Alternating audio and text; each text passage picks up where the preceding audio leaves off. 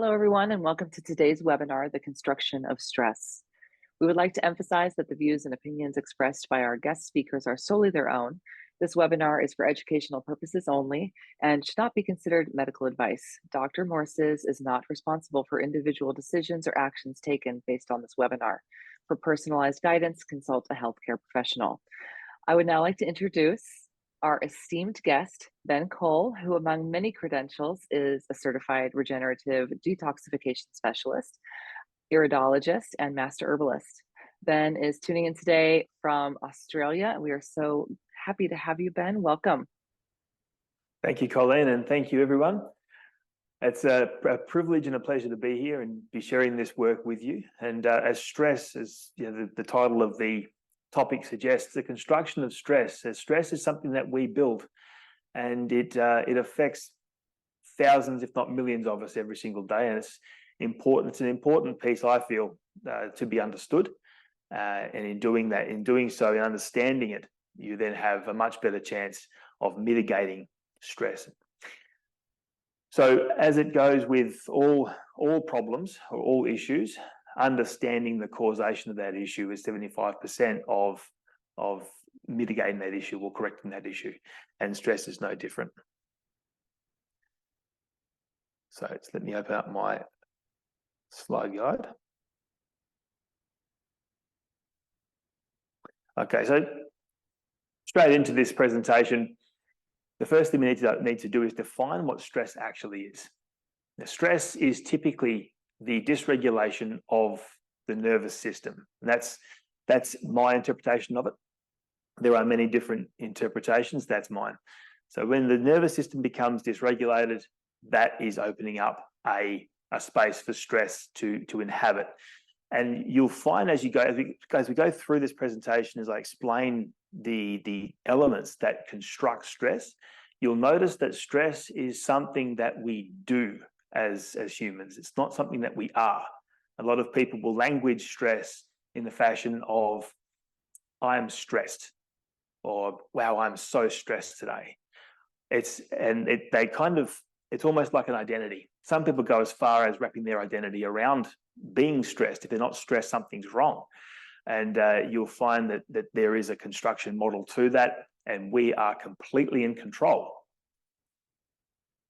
and ultimately have ultimate responsibility for those control pieces. So the elements that comprise stress, these are also the elements that comprise our internal responsibility or our internal access points that we can leverage at any given moment to do many different things. Controlling stress is one of them. The elements comprising us, our internal control points, are the mental mind. And the mental mind is a very broad term. Mental mind can be, sort of the mind to the brain. The brain and mind are very, very different things. In the case of this and understanding the comprising elements, we're talking about the brain as it pertains to the physicality. In looking at what we can actually control, the brain is far more within our control than the mind piece. The mind piece definitely falls into our control, but again, there are access gateways, and depending on which way you're coming into that is how you're going to access that part of yourself. Breathing, hydration, sleep, elimination, nutrition, and movement. These are the 6 underpinning pillars of the mental mind, brain, switching board, that we can access at any given time, and we can have a positive impact on any part of us, stress being one of those. And it's also the areas that we tend to lose control of that begin to build a stress state. So in terms of looking at these elements as a baseline, what do they have to do as a bare minimum for us to be able to function? The mental mind, and again, we're talking about the brain here. The brain function must be constant. Your subconscious part of your mind or your brain is taking care of 6 billion processes per second. And so if that stops for any given moment of time, we're having a really bad day out. So the brain function must be constant for the base level of survival.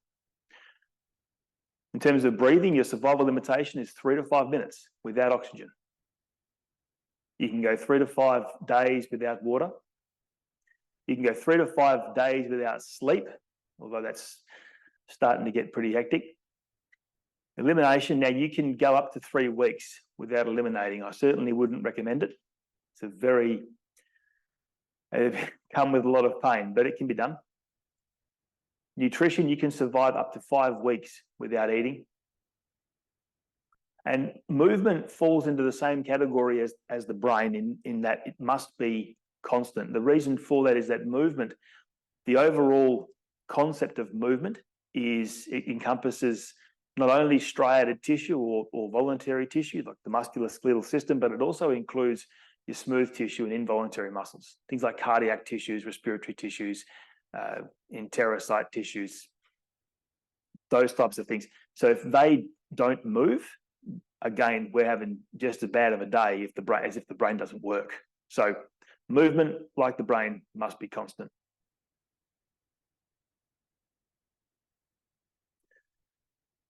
The elemental balance. So now that we understand what it takes to survive, merely survive, understanding where these elements come into balance is our next port of call. So the mental mind, we're going to bring that into a place called the limbic mind. Limbic mind represents balance. It is the emotional center. It's also referred to as the mammalian mind. The limbic mind or mammalian mind sits in between the reptilian mind and the neocortex, which is our big, beautiful human part of our mind, brain. When we're talking about the limbic mind, the emotional centers, this is the hub. This is a switching point in the brain in which all information must pass through and be interpreted.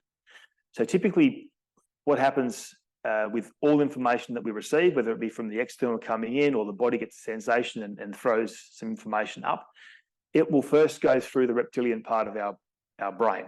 Now that is where the amygdala lives. The amygdala and its counterparts, they live there, and those guys are responsible for deciding whether or not we are going to have a fight or flight or stay response.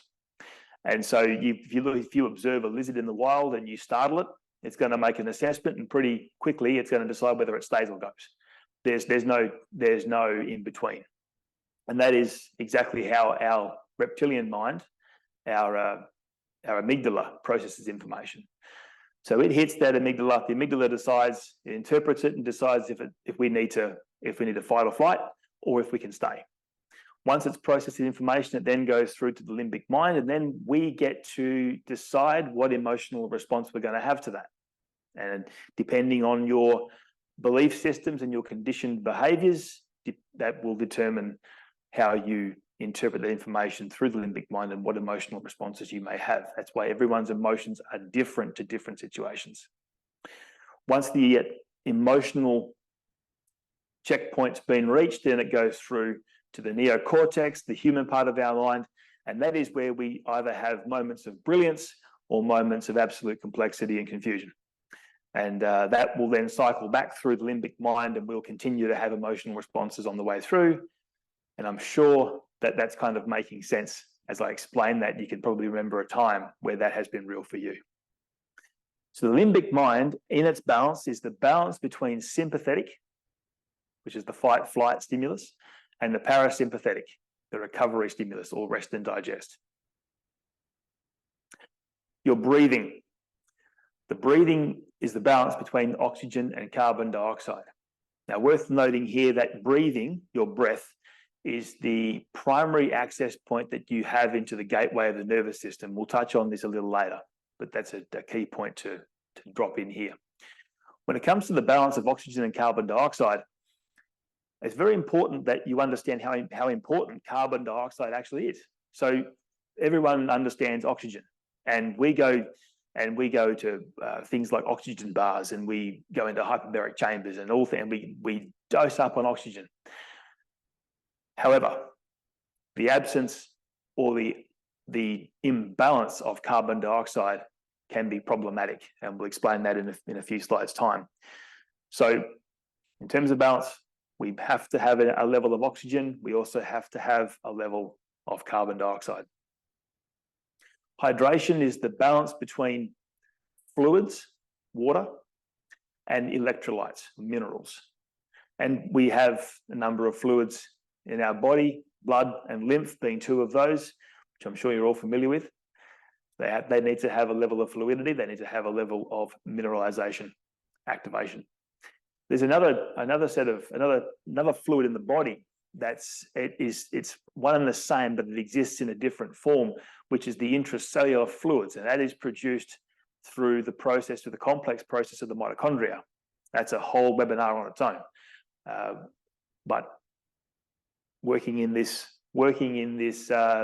arc of internal power points, we can affect that quite well. Sleep is the balance between rest and activity, melatonin and cortisol, delta wave, and REM. Elimination. So elimination is an interesting one. We understand the balancing point of elimination. You've got to be able to excrete wastes digestively, metabolically, respiratory, out through the epithelium, through the skin. However, true elimination, before all that, true elimination is the balance between aerobic bacteria and anaerobic bacteria, which is assimilation of nutrients and creation of enzymes and other products like vitamins, and detox. And so typically you'll find aerobic bacteria will be on the surface level doing all the work under the influence of oxygen, creating things. Anaerobic bacteria, that's deep down in the doo-doo, bogging out the waistlines. And that operates in the absence of oxygen. So when we get an overburden of bacteria, fungus deep down, and we're peeling out mucoid layers, that's the stuff we're pulling up. It's overpopulated because there's just so much gunk down there. And again, if you've watched any number of Dr. Morse's videos, you'll understand that process quite well. Nutrition, quality over quantity. The balancing point is a focus of 70-30. Electron donor fuel, your fruits, melons, and berries of the highest order, and that which is energetically dead. So quite literally, if you were to structure your diet weighted 70% toward electron supplying fuel, fruits, melons, berries, to a point salads, and the balance of that 30% to be whatever else, you're going to have a pretty good day. And movement, the balance of movement is the balance between activity that stimulates smooth muscle, which is your involuntary, versus striated muscle, voluntary. You can envisage that balance when you consider if you were to sprint for 16 minutes straight and see how well your respiratory, your involuntary muscles keep up with that exertion. You know, there's a balance. So whereas moving, running in accordance with how quickly your involuntary muscles can keep up with the internal workings, yeah, that's where the balancing point is. We push past balance to grow and build, and we go back a step to rest and digest. The balancing point's in the middle.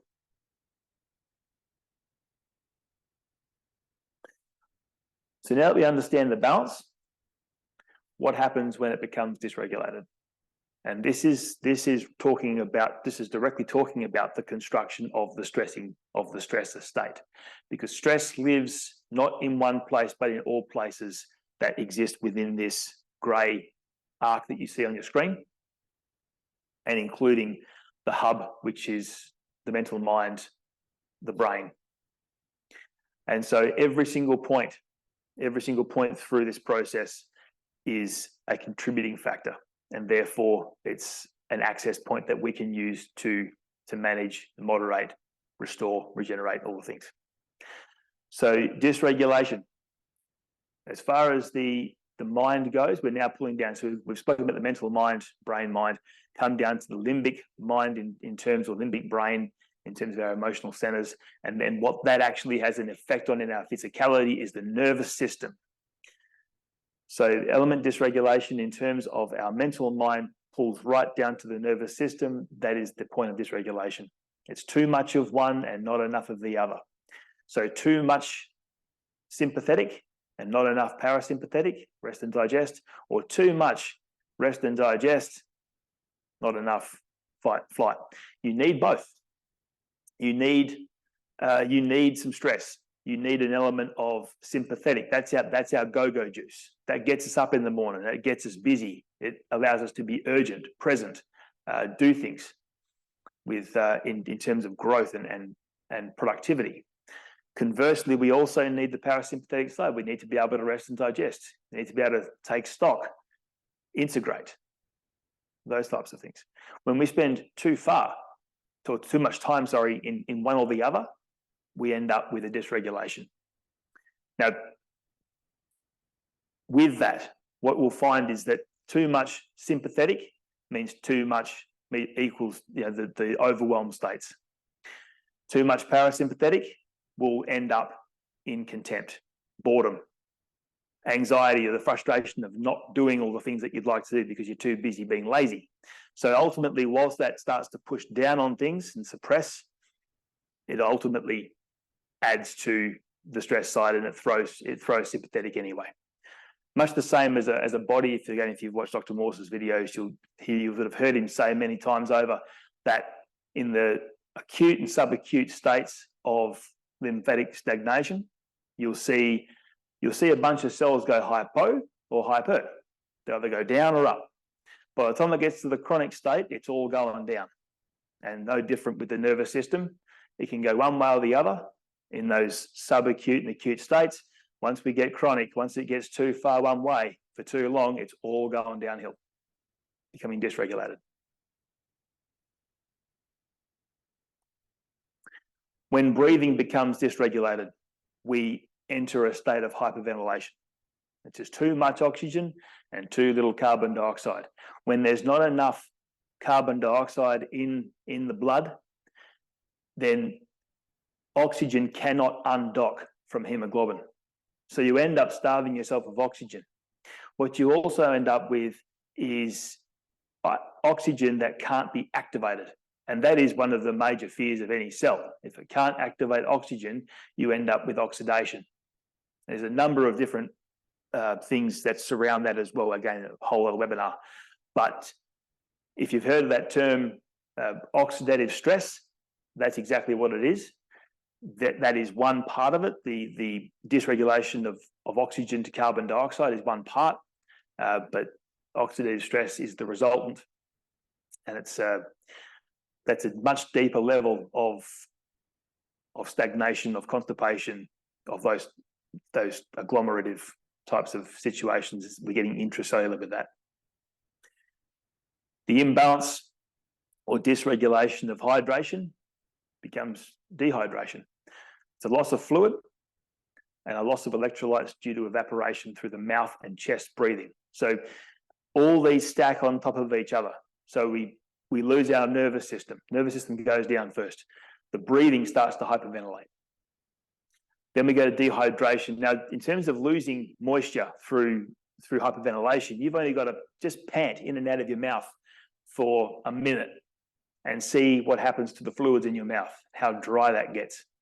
And if you could imagine doing that, your chest breathing, mouth breathing, for a long period of time, extended period of time, what that's going to do, how much moisture and how much hydration that's going to rip out of the body. It's significant. When sleep becomes dysregulated, the adrenals become fatigued from too much fight-flight. The hyperventilation keeps you from entering the parasympathetic state. So the hyperventilation has started.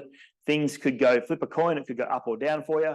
By the time you get to a dysregulation in your sleep, it's all starting to go downhill. That's the tipping point. That's where it becomes chronic in terms of this dysregulation cycle. So sleep is the first key indicator.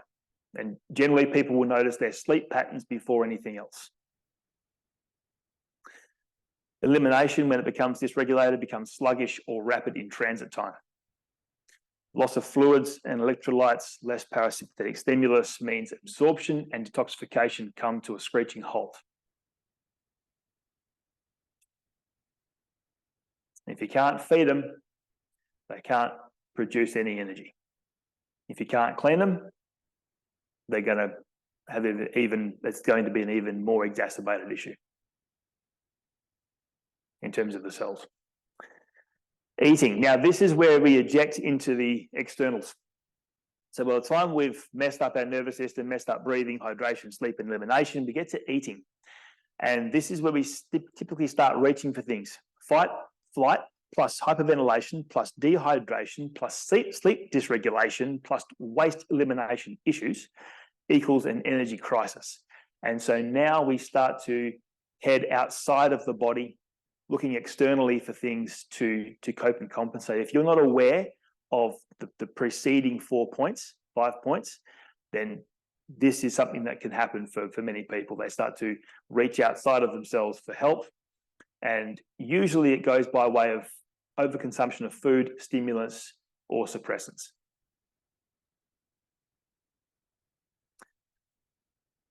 That in turn has an effect on movement. And what usually happens is less activity and movement of with less activity and movement, your smooth muscle is left in crisis.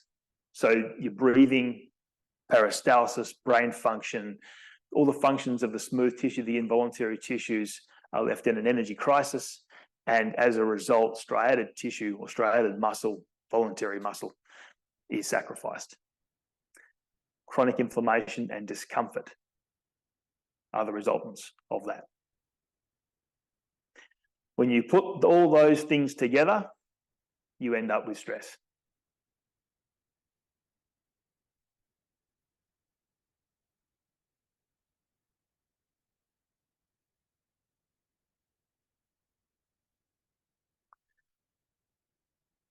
If no awareness has been generated to these things, to these elements, these points of power, these internal access points that we've got, if awareness isn't achieved, then there's the risk of it traveling even further outside of ourselves. And so we end up with a situation in which we arrive at outsourced responsibility. And so outsourcing our responsibilities can look like many different things. There's a whole world of things that can be inserted into that space. But really what it means is that we're operating at the effect level of operation, which means that we decide, you hear it in the language, it's all happening to me. You know, things like complex equivalence comes into play. Complex equivalence is where people would say, because of this, that. If it wasn't for that thing over there, then this thing over here. If only he or she would, then, and you can see the conductor is pointing outside of themselves, and what they need to be doing is grabbing that and flipping it back around and taking responsibility for it. That responsibility, those access points are within that grey arc, which then filter into the mind. Once your mind is solid, once your mind's on track and understands the game plan, it's very, very hard to knock it off track. So, a couple of ways that you can access this. When I work with people in the stress state, there's 3 things that I invite them into doing as a first port of call. And it's addressing breath, addressing nutrition, your food, and addressing herbs. So using the breath, I mentioned at the start that the breathing, your breath is your gateway to the autonomic nervous system. When you breathe, and you breathe deeply, and you understand what breath, the intention of breath and what it's doing for you, you can positively impact the nervous ganglion, which is right here in the solar plexus. That solar plexus, that nervous ganglion, is the hub of your autonomic nervous system. As your breath can regulate that system, and then it can improve the coherence between your heart and mind, or heart and brain, and it can smooth out the communication between the two. When the brain can talk to that nervous ganglion and back, you end up with a far better platform for communication, for internal communication and clarity. Clarity of all things is the result of that. So the breathing that I invite people into is a 1-to-1 breath. Simply means it's 1-to-1, so it's equal pressure, equal time in through the nose as out through the nose. Typically 4-to-4, so 4 seconds in, 4 seconds out. It's not a box breath. There's no pausing. It's a continuous, it's what we call a conscious and connected breath. So 4 seconds in, 4 seconds out, through the nose, out through the nose, equal pressure, and there's no pauses, there's no beginning, there's no end. And we do that for 2 minutes, 2 minutes at a time. And I invite you to 2 minutes in the morning, 2 minutes of the evening, and or any time that you require it. So anytime that you are feeling overwhelmed, anytime you are feeling out of control, anytime you are feeling suppressed or upset or anything like that, anything that is not optimal, I invite you to that breath. In conjunction with that, the food, fruits, melons, and berries, 70-30 split. What that looks like in real terms is if you eat fruit all day, doesn't matter what fruit you eat, it's just got to taste good and feel good. That's it. No limitation to how much and how often you have it either, by the way. But you eat that all day, and then of an evening, have whatever you feel like. And you do that, you're going to set yourself up for success because it double bags. So not only are you going to be consuming 70%, or more of foods that are going to electrify you, energize you, hydrate you, all the things in that circle, or the next, the first few things in that circle, it's going to have a positive impact on that.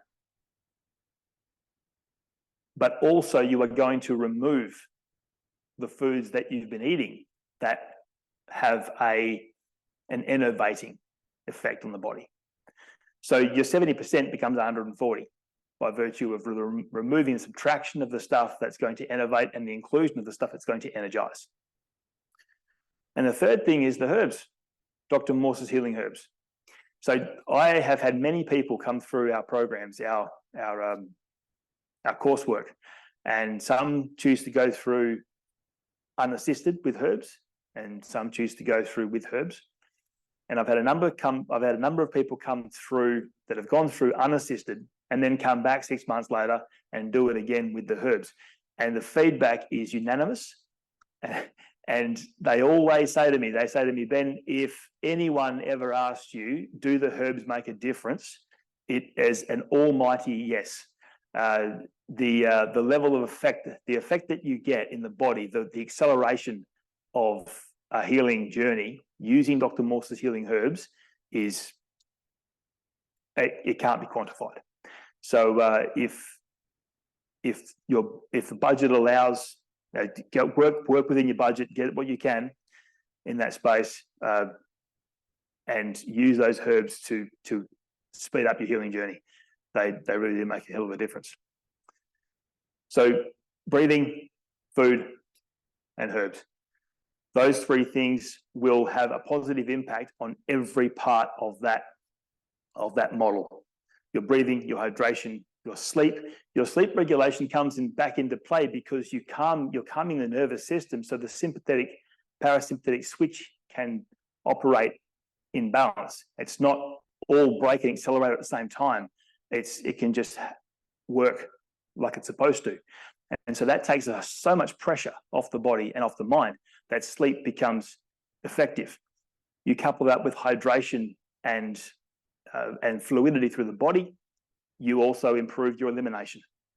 Your eating is sorted out by virtue of that process, and your movement becomes fun. You actually want to move. You've got the energy, you've got the clarity, you've got a reason, and that just happens by virtue of simply doing the thing. So those three things: breathing, your food, fruits, melons, and berries, and get the herbs in. And you will manage your stress very, very well.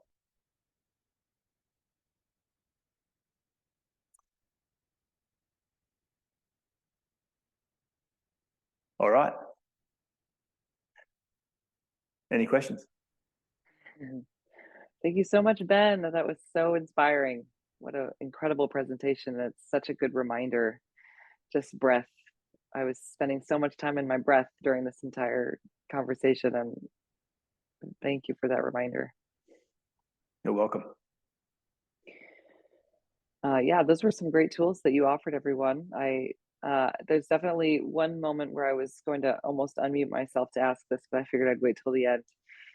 I've always wondered this for myself and when I'm presenting to students around the difference between fight or flight and rest and digest. And one way that I've often presented it is, you generally want to stay in a state of rest, and then fight or flight is triggered during some sort of active moment. And I'm almost only giving fight or flight that opportunity to happen when there's a moment where being run from the tiger is happening.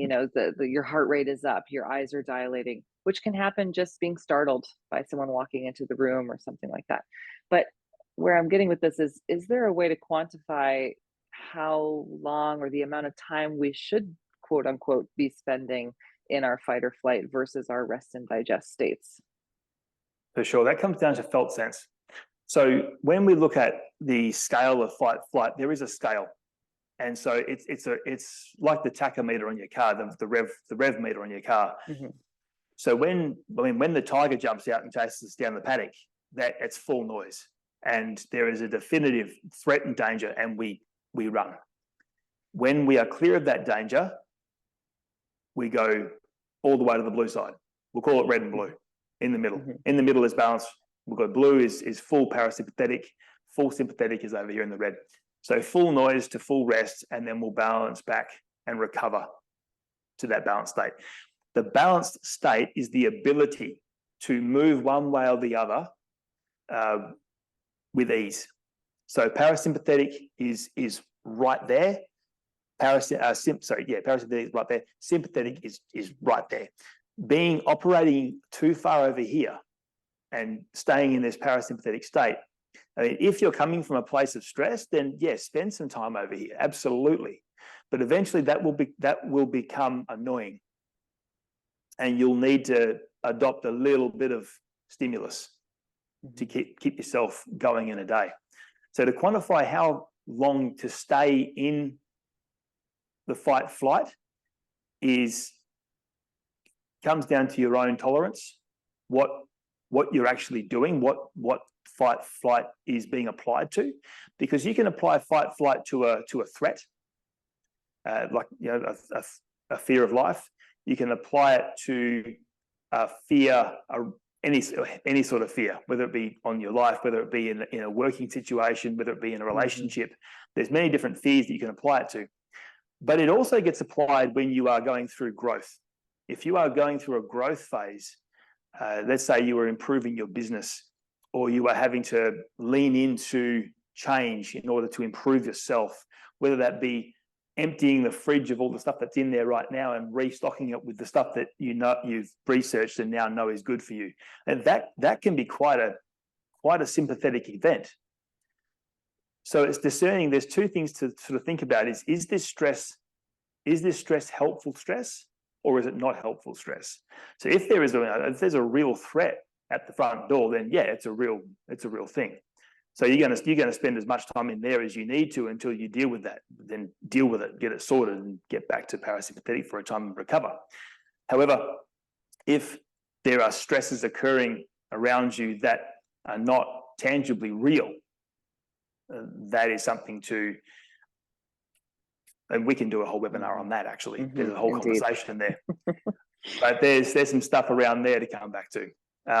It's actually, that's quite a big question. How long would you spend in fight or flight, depending on what it is, and depending on your level of tolerance. Quite honestly, if you feel overwhelmed and you feel trapped in that overwhelm, then you're not in fight or flight, you are in freeze. And freeze, that is a time to step back, step out of that state, shake it off, and go and do whatever it is that you do to reset your nervous system, reset the barrier, the bar.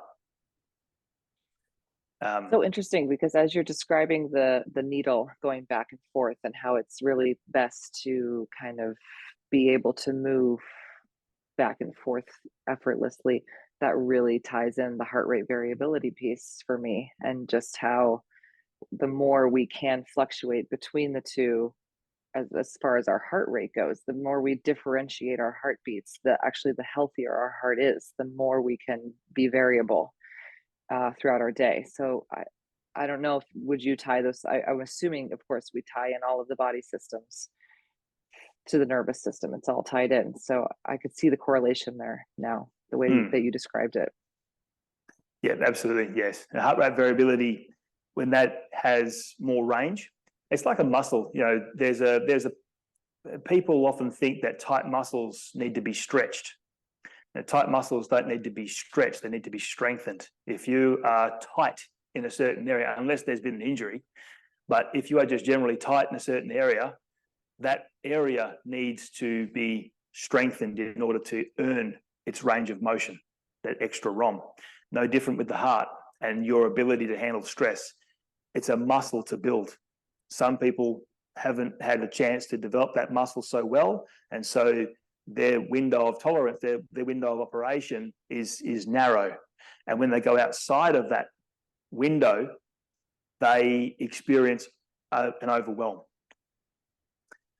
And so working with constructive stress, so things that contribute to growth are constructive stress, working with that and being okay with that, that is a mental decision that you make. That will build that muscle and you will increase your window of tolerance, you'll increase your range of motion within your variability capacity, and ultimately your nervous system's capacity, and ultimately your ability to handle and manage levels of stress. You'll also get really, really good at discerning what is helpful stress and what is unhelpful stress. There's a lot of people that experience in a level of freeze that are dealing with safe problems. We'll call them safe problems. They're problems that if they just turned around and faced a different direction, that wouldn't actually have any tangible effect. However, then you have quality problems. Quality problems are problems that if you were to face them and you were to walk through them, they achieve something. If you turn away and don't look at them, they cost you something. Again, a whole other webinar.